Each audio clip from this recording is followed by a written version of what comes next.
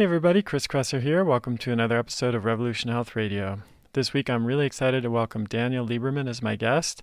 He's a professor at the Department of Human Evolutionary Biology and the Edwin M. Lerner II Professor of Biological Sciences at Harvard University. His research is on how and why the human body is the way it is and the relevance of human evolution to contemporary health. And one of his major focuses has been on walking and running and the effect of shoes on biomechanics and injury, and also human relationship to exercise, which we're going to be talking about today. He's done fieldwork projects in Kenya and in Mexico, and at Harvard he teaches a variety of courses on human evolution, anatomy, and physiology. He's also published several books, including The Evolution of the Human Head, The Story of the Human Body, and then his most recent book, Exercise: Why Something We Never Evolved to Do is Healthy and Rewarding. He is also an avid runner. I really enjoyed this conversation. I think you will too. It's a fascinating evolutionary look at exercise and, like I said, our relationship to it. So let's dive in. Dan, welcome to the show. It's such a pleasure to have you as a guest. It's my pleasure to be here. Thanks. So I always like to start with a little bit of background. How did you get interested in how and the why of the human body being the way that it is? What led you down this path that you've been on for many, many years now?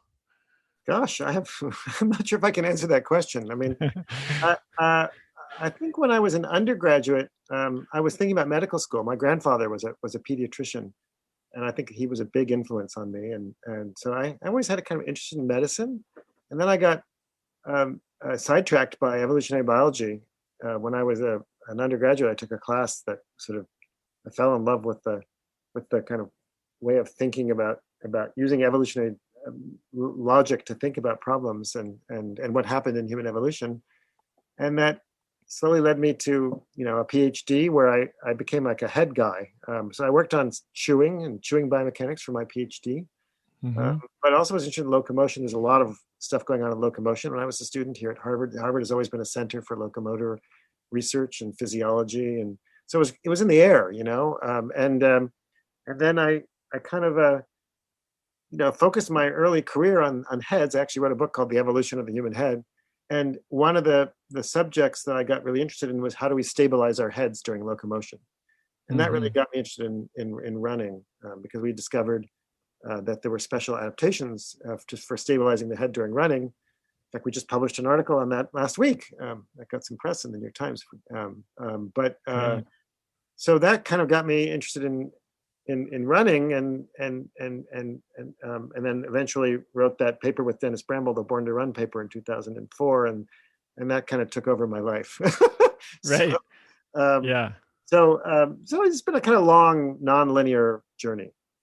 So I know one of the topics that you have spent a lot of time focusing on that I'd like to talk to you about, and it was the subject of your most recent book, Exercised, is just our human relationship with exercise and physical activity.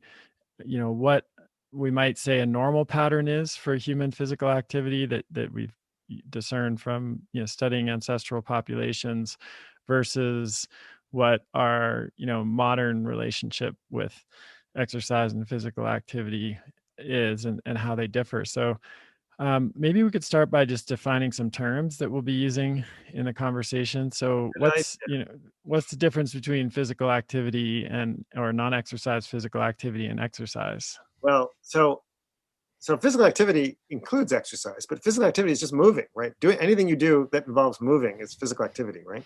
Washing the dishes, sweeping the floor, going to collect berries, walking to work, whatever, right? That's all physical activity.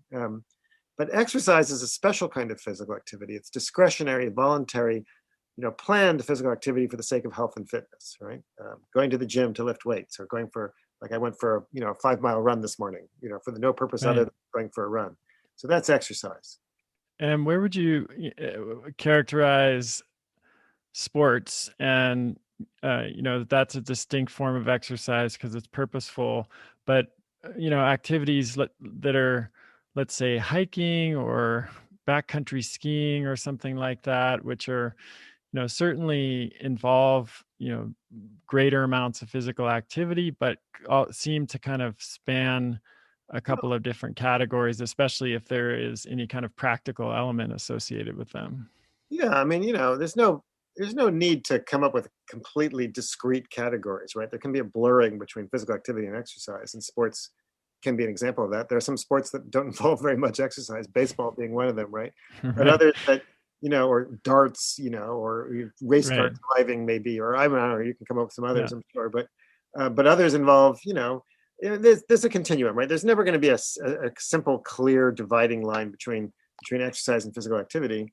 Like I have to go cross country skiing. It's certainly a sport. It's a pastime. It's play, but it's also exercise. I'm doing it solely for the sake of the fact that I Right. enjoy it, and it's good for my health and my mental health and whatever. But it's not. I'm not skiing in order to chase reindeer so I can eat dinner, right? So Right. Yes. So we seem to be in a historically unique situation, at least for the past several decades, where in the past, and please correct me if I'm wrong, there was quite a bit of physical activity, and the exact amount differed from, in different populations, and either zero or very little exercise. And then today, we have a situation where there's perhaps a significant decline in physical activity and then varying amounts of exercise, sometimes none at all, and sometimes quite a lot, yeah, depending on who, yeah. who you're talking to. I mean, basically, the idea of going to do physical activity for the sake of health and fitness is a completely modern concept, right? If you're a hungry hunter gatherer, right?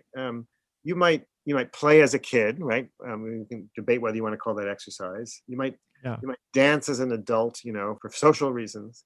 But most of the physical activity you did was to survive, right? To get food or to avoid being somebody else's food, right? And we were physically active for, as I keep saying in the book over and over again, it's the mantra of the book. With until recently, people were physically active for two reasons and two reasons only. One was when it was necessary, and the other was when it was socially rewarding, right? Mm. And so dance would or play would fit into the latter Right. category. But Right.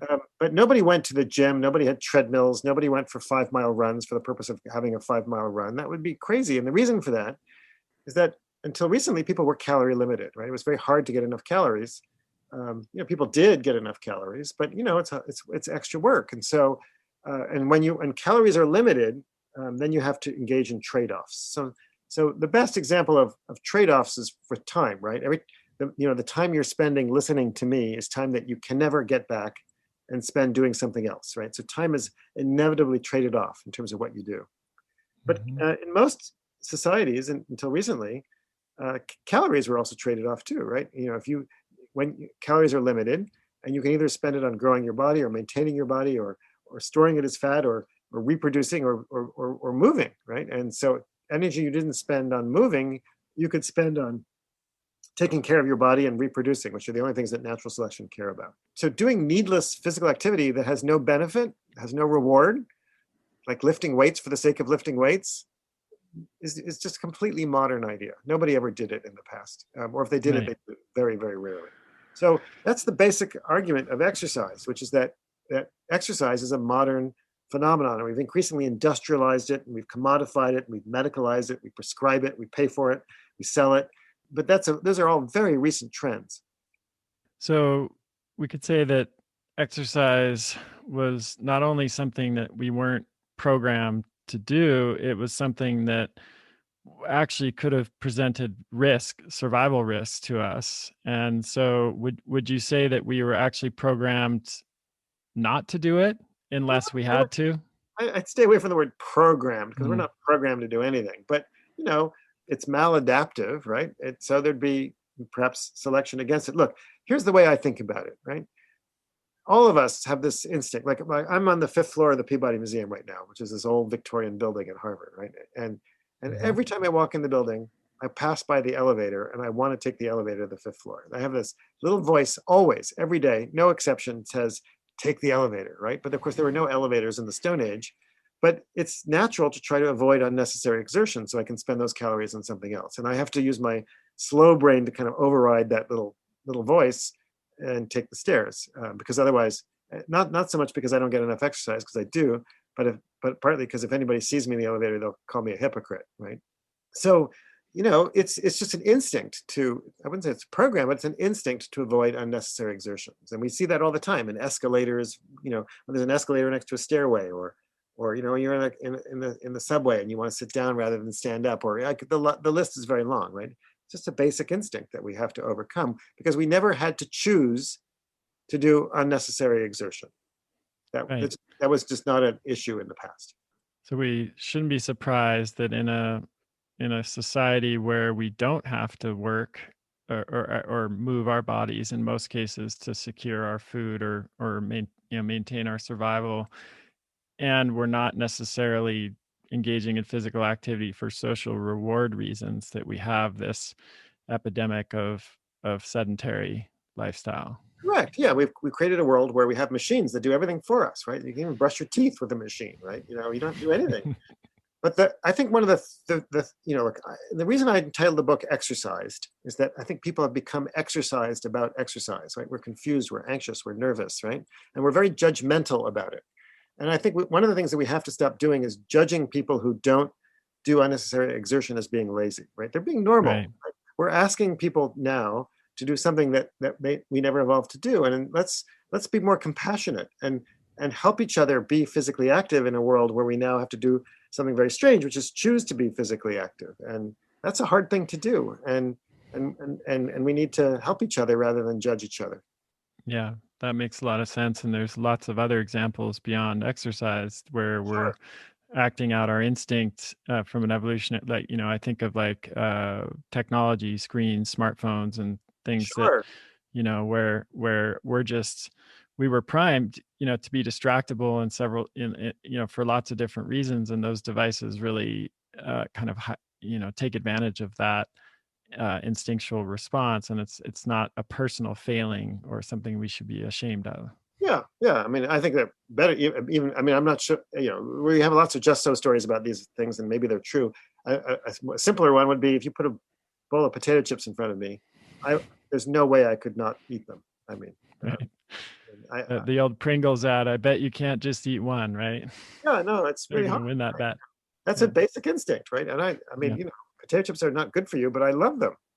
So Mhm. the only the way I don't eat them is that I have to exert some self-control, and mostly by not buying. But if there was a bowl of potato chips right in front of me, there's no way I could. Right. It's So easier to control your environment and make sure that that bowl is not in front of you than resist eating them if it yeah, and is, right? it doesn't mean I'm a glutton, and whatever, or anything wrong with me. Yeah. It's that's just it's just an instinct. Yeah. So I want to talk a little bit about how we work at overcoming this instinct. Starting with just let's assume someone's completely sedentary or mostly sedentary. They're not only are they not engaging in distinct exercise, they're also relatively inactive physically. So you're talking What about does your average American then? Exactly. So, what does the research say? Like, would that person, and this is not necessarily either or, but let's set it up as if it is. If they would they be better off increasing their physical activity, walking X number of steps a day, gardening, doing more kind of just general physical activity, or remaining relatively sedentary, but going to the gym 3 or 4 times a week for, half hour or 45 minutes. Well, I think the question that you just asked me is a classic example of how people get exercised about exercise, because Yeah, you've right. just phrased it as a prescription, right? Would they Yeah, be better off?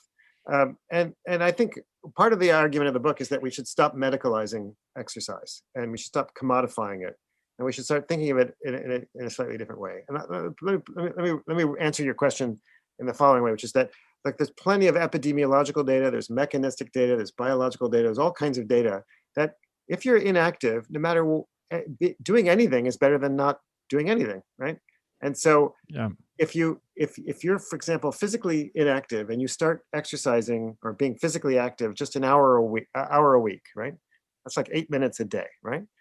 That still can lower your rate of mortality, right? Your rate of dying, essentially, by about 30 to 40%. So even just a small amount of physical activity can have enormous benefits. And if you do 150 minutes a week, you can bring that down to about 50%, and more gives you even greater benefit. So anything is better than none, and a little bit more is better, and then eventually the benefits level off, and then you get no extra benefits. You don't need to run marathons, to get the benefits of being physically active. Right. So the answer to your question is that for most people who struggle to be physically active, the most important thing is for them to do what they like doing, that they're capable of doing. That, for example, going to the gym requires money. Maybe you don't have the money to go to a gym, or you can't get there because you need public transportation. And right now we're in a pandemic and you can't get on a Hmm. bus. Or so, maybe just walking or climbing the stairs in your building or whatever. And furthermore, if you don't like it, you're going to quit, right? That's why most people quit exercise, which is because they don't enjoy it. I mean, I don't know about Right. you, but I hate the gym. I mean, I go sometimes in order because I force myself, and I'm good at that, but I don't enjoy going to a gym. And so if you don't enjoy going to a gym, of course you're going to quit. So we need to, again, the mantra of the book is that people were physically active for two reasons and two reasons only: when it was necessary or social rewarding. And I think what we should do is make exercise necessary and socially rewarding, right? And the Hmm. best way to do that is to do it stuff with friends. So, Yeah. dancing is exercise, or going for a walk with a friend, or and the thing I often make fun of in the book, from the very first page, and it's on the cover of the book, is treadmills. I mean, we think about exercise. Treadmill is the number one thing most people think of, right? Do you know anybody who actually likes using a treadmill? Probably not. I know people who do it regularly, but Sure. it's hard to imagine that they like it. No, yeah, nobody likes being in a treadmill. It's like think about it. It's a weird, expensive machine that makes you work to get nowhere. It's usually indoors in a nasty gym and it's smelly and whatever, or you have to in the basement or whatever. It's totally unfun. And yet I think that's, for me, it's the apotheosis of exercise. It's how we prescribe it. We do unpleasant, unnatural, weird stuff. Yes, it's healthy, but it's like cod liver oil, right? We do it because it Right. helps us from dying or feeling sick, Yeah. etc., or whatever. But nobody enjoys it. So if you're not already an exercise addict, there's no way you're gonna and you're sedentary. The probability that you're going to the gym and using the treadmill is going to get you anywhere is pretty infinitesimal. Hmm. I suppose another way of answering or asking the question that I asked earlier was, are there unique harms from being sedentary that are not completely mitigated by a few distinct periods of exercise a week? I'm not sure if I understand your question. Look, exercise is not a magic bullet, right? It's not. There are people who don't exercise who still live to a ripe old age. And there are people who exercise who die young and get all kinds of diseases, right? It doesn't work that way. It's not like a simple medicine, right? That, like an antibiotic that, kills the bug, right? That's Yeah. attacking you. Well, let me be more specific, because I think this actually does come up for people who, and if they follow your advice in the book, this will be a moot point because the advice is, which I fully agree with, to find something you really enjoy that's socially rewarding, do it with other people. So maybe you have some additional accountability there. But I've had patients in the past who really just, they're not drawn to exercise and even physical activity for whatever reason, but they know they should do something. And then so they force themselves to go to the gym and use the treadmill or lift weights for 30 minutes a few times a week. But outside of that, they really do no other physical activity. Remember, it's exercise in and of itself isn't what is healthy. It's physical activity that's healthy, right? So the benefits of exercise are the benefits of physical activity. Exercise just happens to be the kind of strange physical activity we do in the modern world where people have to choose to be physically active, right? So if you're physically inactive and sedentary, and the only physical activity that you do essentially is exercise, well, that's better than not, right? But you can also be healthy by being physically active without exercising, like gardening, or taking care of the house and running after children, and I mean, that's what people used to do, right? Right. And we've just, again, we've kind of turned exercise into a commodity, right? We prescribe doses of it, and if that works, fine, but you don't. That's not the only way to be physically active. There are plenty of other ways to be physically active. Walking Hmm. is walking to work, exercise or physical activity. I mean, I don't know. Depends on who you are, right? Right, right. Well, what is? I know you've done field studies yourself. You're very familiar with the literature on hunter-gatherers and physical activity. What can we learn from that? Like, I know you pointed out that hunter-gatherers stay physically active for not just years, but maybe decades after they stop having children, and that affects how they age. So, can you talk a little bit about that? How Yeah. physical activity Well, there are contributes to aging? well, there are an enormous number of myths about physical activity in hunter gatherers and in the Stone Age and whatever, and so we need to be really careful. And furthermore, we also need to be careful about not misusing the data, right? Just as you probably know, I'm no fan of the paleo diet, and I'm no fan of paleo fantasy thinking, because I think people misuse a lot of this kind of evolutionary information. It's not a blueprint for how you should use your body, right? But it tells us something about what we're adapted for or what's sort of normal, but it doesn't necessarily mean it's necessarily better for us or necessarily worse for us. So hunter-gatherers, of course, have to be physically active, but they're not crazy physically active, right? Turns out that measurements of hunter-gatherers indicate that, from different populations around the world, they're after like 2 to 3 hours a day of moderate to vigorous physical activity, but not really more than that. They do a fair Hmm. amount of light physical activity. And guess what? They sit around 10 hours a day, just like you and me, right? So people who talk about sitting being the new smoking is just kind of outrageous nonsense, right? It's completely normal to sit. And we've been sitting for millions of years. My dog spends most of her day sitting, right? So hunter-gatherers are sort of moderately active, but they're not crazy active. They do a few hours a day of moderate to vigorous physical activity, not much vigorous, mostly moderate. And the rest of the day they're relaxing. But the key thing is that they do it throughout their life. They don't stop doing it when they become grandparents. In fact, they actually become sometimes slightly more physically active when they're grandparents, because they're foraging and hunting and preparing food and helping out for their children and their grandchildren, which I think is one of the keys to physical activity. As we get older, physical activity becomes more important, not less important, in terms of preserving health.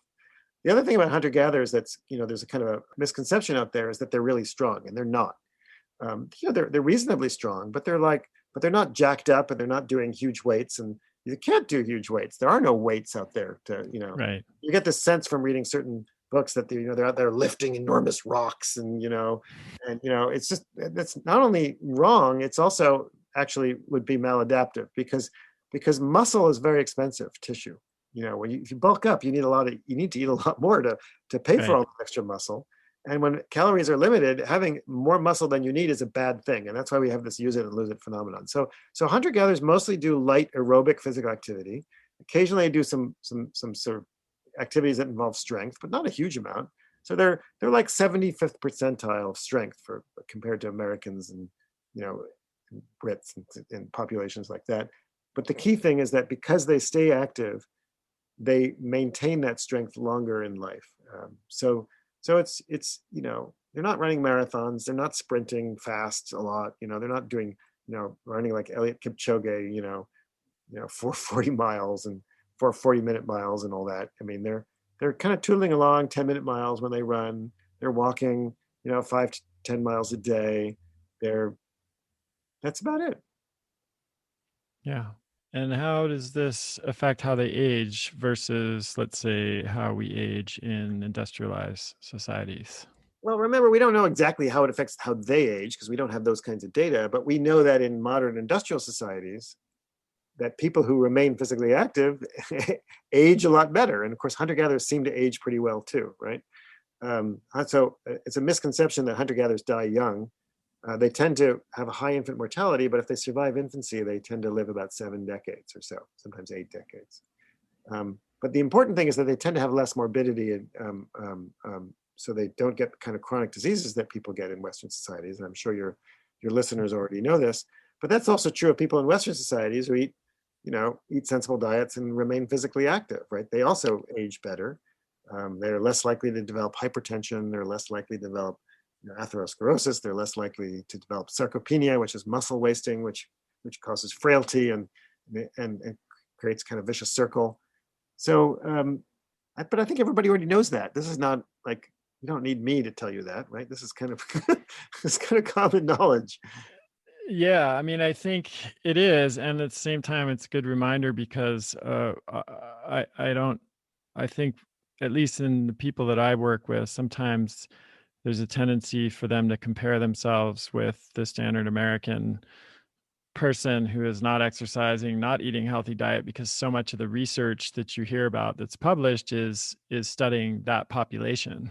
And so it is, I think, a good reminder that if you make better choices, I mean, it should be fairly obvious, but it's a good reminder that if you make better choices about food and exercise, that's going to have an impact, and you're going to age differently than people who are not making those choices. I mean, all other things, like, of course, there are things that are outside of control, but in general.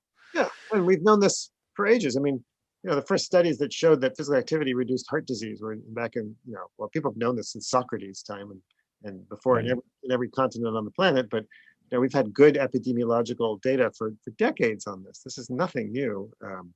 Of course, we debate about exactly what's the right kind of exercise and what's the right diet, et cetera, et cetera, et cetera. But I mean, I think there are very few people who don't know that being physically inactive and eating a standard sort of highly processed Western diet are bad for you. I mean, that's not novel. But I think what is people misunderstand is just what you should do and how to do it and how to and because we make people really nervous about exercise, and people want to know what's the optimal exercise, and you can buy books which tell you what's optimal. Like anybody who uses the word Yes. optimal is, in my book, using a red letter word, because there is no such thing as optimal. There's no optimal diet. There's no optimal exercise regime. Everything involves trade-offs. Everybody has different, but again, it's pretty simple. I mean, when you after you kind of hopefully by the end of the book you understand why I conclude the book the way I do, which is that after you read all this stuff, you realize that it's not that complicated. It's actually Hmm. pretty simple. Some is better than none. Cardio is the bedrock of any physical activity regime, but strength is also important to some extent. And the most important thing is keeping it up as you age and do something that you like to do. And beyond that, it's all just, it's all icing on the cake. So let's talk a little bit more about that. There's lots of different options that people are evaluating when they're thinking about physical activity or exercise. You just mentioned that cardio should be the bedrock of any, kind of physical activity that people are doing. But what does that mean specifically? I know you don't want to be too prescriptive, but what do you mean by cardio, and are there any specific targets in your mind that you're thinking about, or is it just mean anything that gets your heart rate up, Oh, you know, well, yeah, to some extent? cardio is any physical activity that requires increasing your cardiac output, right? So you're pumping more blood around your body, and that could be running, which is or it could be walking, it could be swimming, it could be biking, it could be playing a game of tennis, whatever it is, right? That's all cardio, right? But those tend to be low resistance physical activities. Now, strength training involves resistance, where we're contracting lots of muscles, either isometrically or eccentrically, et cetera, where you're contracting a lot of muscles that generates resistance. So your heart is no longer trying to push high volumes of blood throughout your body. Instead, it's trying to maintain pressure against that resistance so you don't faint, right? So you can keep perfusion for your brain, so your brain still gets blood. So lifting weights or something like that is a or wrestling or whatever tends to be a high resistance physical activity. And those are kind of two poles, right? And of course, in between, there's a continuum, like bicycle, like you're cycling and your feet are strapped in. It's high cardiac output, but also you're kind of generating a lot of resistance with your leg constantly. So there's a bit Right. of resistance constantly being generated. So there's no simple, this is this and this is that kind of exercise, but those are the two poles, right? And we know that both are healthy, but for maintaining cardiovascular health, that's why it's called cardio, right? It's Right. really Sure. critical. It Sure.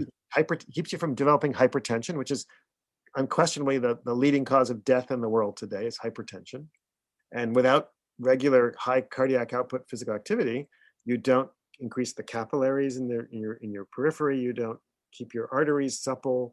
You don't have a strong heart. There's a lot of reasons why cardio is really good for you. So people who don't do cardio at all and only do strength training don't actually see a lot of health benefits, right? There are some benefits to in terms of cardiovascular disease. There are, of course, health benefits to strength training, but people who do only strength training who don't do cardio run into trouble.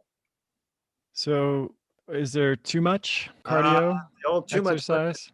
So, first of all, two answers to that question. The first is it's not a question that I think we should worry about very much because there's Mhm. so few people out there that are at that end of the extreme. It's just not it's Right. not an important topic from a public health perspective. But if you happen to be one of those very unusual people who runs ultra marathons or whatever, it might matter to you. And the good news is that although lots of people think that there might be such a thing as too much, there's actually not a lot of evidence that there is, right?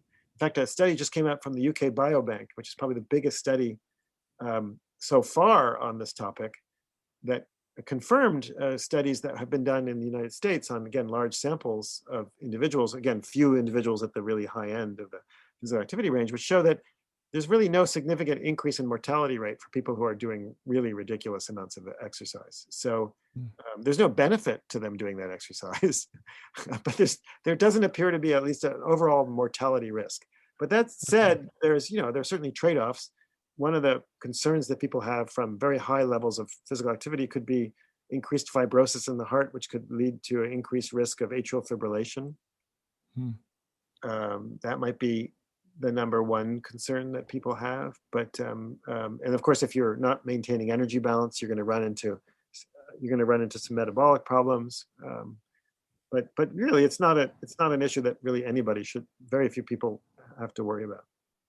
What about musculoskeletal impacts of exercise? I know this is something you studied a lot in your career and worked on a lot, and particularly things like the effects of shoes on biomechanics and injury. So can you talk a little bit about that, both in I guess specifically in the context of running, which is something you love and something you've looked at a Yeah, lot well, in we your study a lot. research? Well, I mean, obviously, look, physical activity affects every system of the body, and of course, one of the ones it most directly affects is the musculoskeletal systems.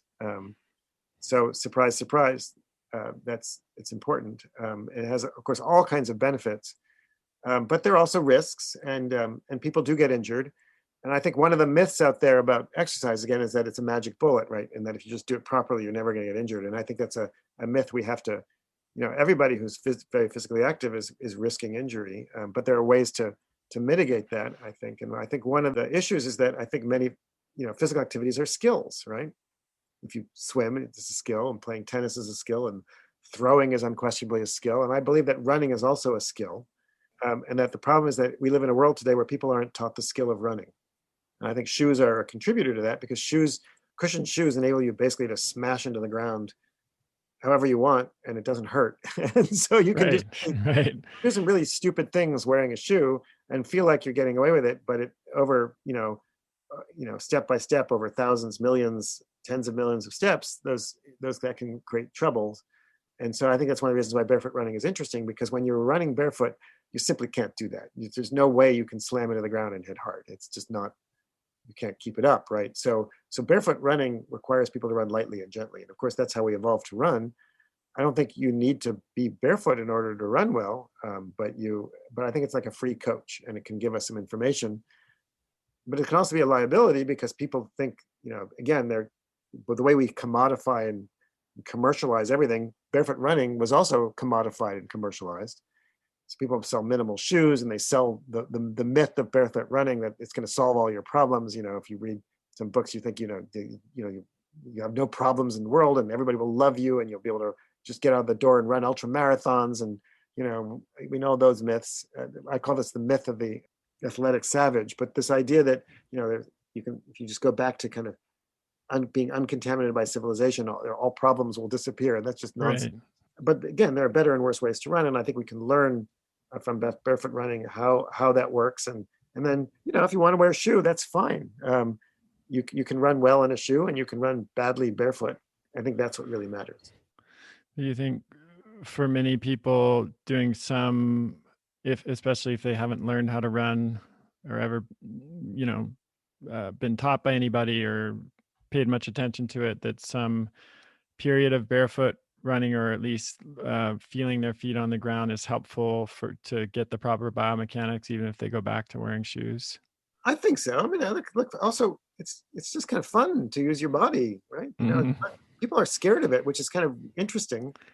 I mean, look, for millions of years, everybody was barefoot. My dog is barefoot, and most animals are barefoot. I mean, and the Yeah. fact that people are scared of barefoot means that we're so out of touch with our bodies, we don't even know how our bodies work. And I get students to do this all the time, but I get them to take their shoes off at the end of a run and run down a street, right? And they're so scared, they're apprehensive because they think it's going to be immensely painful. And then they take their shoes off and then they start running and they quickly get off their heels and start landing on the ball of their foot. And they break into this, it happens every time. They break into a big, broad smile and they realize this is actually fun and it feels nice, right? And, of course, if you do it too much, too fast, you're going to injure yourself. But the point is that, people just don't know how their bodies work. And because we live in such a bizarre modern world, right? So I think, whether you run barefoot or not, I think there's some value for everybody trying it, just so you just learn how your body works. Right. And most of us did it as kids, right? Without even Of thinking course, about it. of course. So, Yeah. yeah. So I mean, look, I had a referee on a paper recently who said, we're no longer adapted to barefoot running, and I was like, I almost hit the roof when I read this ridiculous statement because first of all, there are still millions, hundreds, maybe billions of people on the planet who are still barefoot running. So don't tell me they're not adapted. But also, like our bodies haven't changed in the last few hundred years. I mean, this Yeah. is just ridiculous. We're so conditioned to the world that we live in. We think it's normal to, fly in airplanes and eat breakfast cereal from a box and wear cushioned shoes. And some of those things have benefits, right? I like wearing airplanes and I wear shoes most of the time. But that doesn't mean that you have to do that. We can't not learn from other conditions. So just because some of our ancestors did something doesn't mean it's necessarily good for us. But just something that we do today in the modern world doesn't mean it's necessarily bad for us either, or vice versa. We just have to get away from this very simplistic way of thinking. It doesn't help anybody. Hmm. What about exercise and weight loss or physical activity and weight loss? You mentioned earlier that there are tremendous benefits from even a small amount, going from being mostly sedentary to adding just a really small amount of physical activity. What does the literature say about physical activity and weight loss? How much do you need? Does it even contribute to weight loss? Does it contribute to Oh weight my God! Well, loss maintenance? if you want to start a fight in a room of exercise, Exactly. you just ask that question. Yeah. There's a there's a vigorous debate going on, and let me try to summarize what is known, and then I'll try to tell you Mhm. what I think. So what's Great. known is that for sure, if you want to lose weight, exercise is not the most effective way, right? Dieting is more effective than exercise for weight loss. And that's for two simple reasons. Well, there's maybe a third, but the two simple reasons are that exercise actually doesn't spend that much energy, right?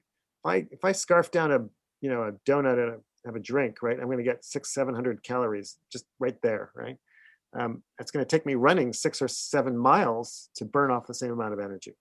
Yeah. So exercise is just not that expensive. So if you want to go into negative energy balance, which is what dieting is, you're taking in fewer calories than you're spending, then dieting is more effective, simply put, right? Secondly, if you go for a 5 or 6 mile run in the morning to lose weight, when you come back, you're going to get hungry. So Right.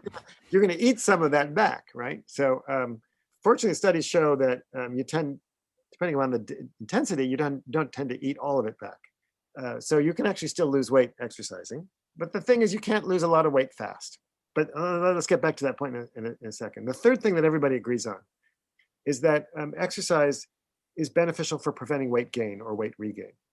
Mm. So numerous studies show that people who exercise, a lot of diets, for example, when people lose the weight and then they get it back again. But if you combine exercise with a diet, you're more likely to keep that weight off. And I think that's pretty sound. So the big debate really is how much weight can you lose exercising? And I think, and here I will engage in debate with some friends and colleagues, but I think that the studies, when people say that you can't lose weight exercising, they're looking at really mediocre studies that are short-term and or very low doses of physical activity. And there are plenty of studies which show that higher doses of physical activity, higher doses of exercise, sustained over long periods of time, do help you lose weight. But you're not going to lose it super fast, and you're not going to lose it a lot. So it's going to take a while for you to lose that weight. So if you want to shed 50 pounds, diet and exercise, but the exercise is important too. And I think the other thing is that we tend to view everything, so many things through the lens of obesity and weight loss. And obesity is a big issue and weight loss is important. But health isn't all only about weight. Weight is important, obviously. And there are plenty of other benefits to exercise independent of weight loss that we shouldn't overlook. So don't discount exercise, even if it isn't all that effective for losing large amounts of weight rapidly. I want to go back to something that I meant to ask you when we were talking about the musculoskeletal impacts of exercise and shoes and barefoot running, things like that, but didn't get a chance to, which is, there's an idea that running is really bad for your knees. I think, we all know people who have had knee problems from running. What's your take on that? So there's two different kinds of knee injuries. And yes, knee injuries are the most common injuries that runners experience. No question about it. But there's two different kinds. So there's the kind that occurs from, tissue overuse that lead to pain, right? Like patellofemoral pain syndrome and things like that. But then the other kind of injury is wear and tear, degradation. And we can strike the second off the list, right? The idea that running causes arthritis, which is the major kind of wear and tear, is disprovable. I mean, there are plenty of studies, prospective randomized control studies, long-term studies, retrospective studies, epidemiology. There's lots of data, plus mechanistic data, plus lab experiments on animals that show that the forces involved in running do not cause you to get arthritis. If you have arthritis, it will exacerbate it and make it painful and make it difficult. But we can banish the thought that running causes arthritis. As for the other forms of injury, I believe, and again, this is a debate to be had, and more research is needed, that a lot of those injuries come from bad running form. So forefoot striking versus rear foot striking, landing on the ball of your foot versus the heel of your foot, among the various trade-offs, and again, remember, everything causes trade-offs, is a trade-off with how much work you're doing around your ankle versus how much work you're doing around your knee. So if you're a forefoot striker, you're really working your ankle a lot, and you have to use your plantar flexors, your calf muscles a lot, and your Achilles and the foot muscles a lot. But that reduces the amount of and the rate and the loads that act around the knee. And furthermore, it reduces the shock, the impact that travels up and hits your knee. So we have some data, and other people have published data which show that that running form does affect the other kinds of knee injuries. So I think that we could really reduce running injuries considerably by teaching people to run properly, so that they're less likely to get those knee injuries. Will we eliminate them completely? No. But those are injuries that you can all recover from. You can't recover from arthritis. Well, you have to get a knee replacement. That's the only treatment we have. So people should be less scared about running and their knees, because you can't. If you do get a knee injury from running, the chances are you can recover. But remember, treat the cause of the problem, not the symptoms. So often people go to the doctor's office with knee problems. The doctor doesn't even look at how the person runs. Instead, treats the symptom. And you just keep the cycle going, right? Until you fix the way the person runs, you're never going to solve the problem. Mm-hmm. Well, this has been really fascinating, Dan. I appreciate you taking the time to come on the show. If people are interested in the book, where can they find out more about it? Well, get it on any any bookstore. Mm-hmm. All the online places, including Amazon, whatever is available. I mean, if you Google it, there's a website that we created for the book. I don't remember the URL. Yeah. So it's called Exercise: Why Something We Never Evolved to Do is Healthy and Rewarding. And hopefully now you understand, after listening to this episode, why that title was chosen. It makes perfect sense.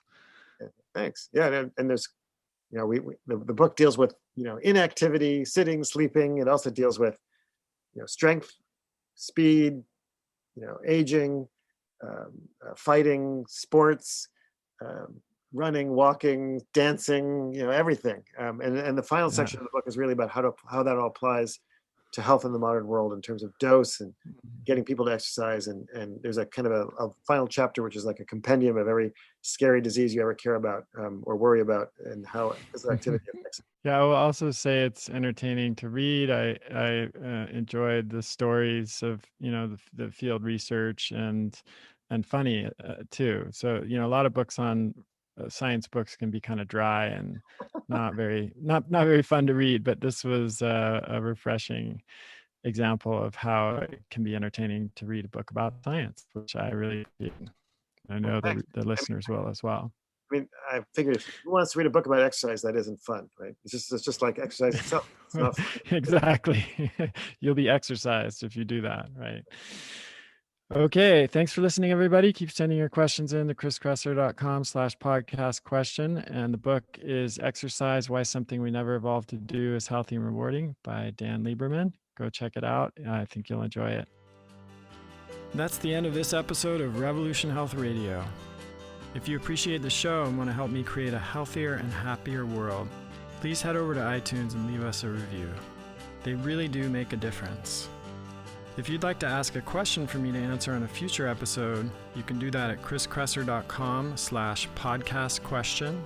You can also leave a suggestion for someone you'd like me to interview there.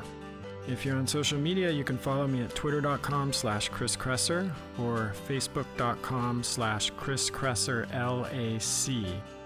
I post a lot of articles and research that I do throughout the week there that never makes it to the blog or podcast, so it's a great way to stay abreast of the latest developments. Thanks so much for listening. Talk to you next time.